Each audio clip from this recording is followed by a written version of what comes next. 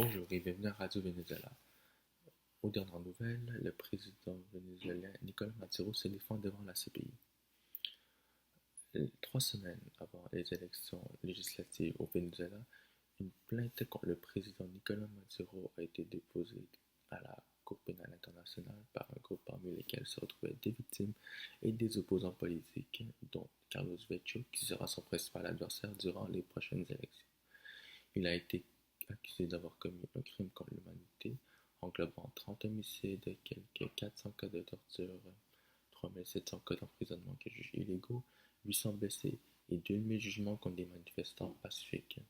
De son côté, son représentant Enrique Capriles persiste sur le fait que c'est un mensonge absolu. Le 25 novembre 2015, un dirigeant local de l'opposition, M. Diaz, a été abattu en plein meeting. Nicolás Maduro, le président, nie toute implication dans l'assassinat de Luis Manuel Diaz.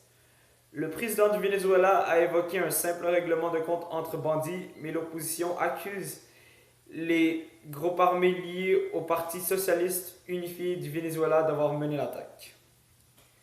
En vue des élections législatives qui auront lieu le 6 décembre 2015, les sondages selon le GDD démontrent que l'opposition est favorite à remporter les élections.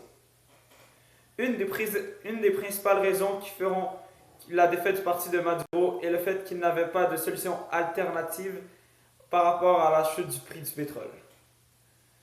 Je vous laisse maintenant Francis. Bonjour. Les pays participants à la COP21 devraient arriver à un accord sur l'environnement d'ici peu. Les pays exportateurs de pétrole comme le Venezuela ont souvent été pointés du doigt par les environnementalistes. Au Venezuela, 96% des exportations ainsi que plus de la moitié du PIB sont liées au pétrole.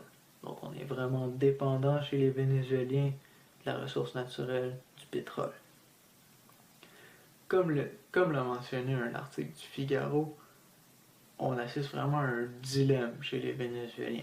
Est-ce qu'on continue à avoir une économie axée sur le pétrole ou on se concentre sur régler les problèmes environnementaux?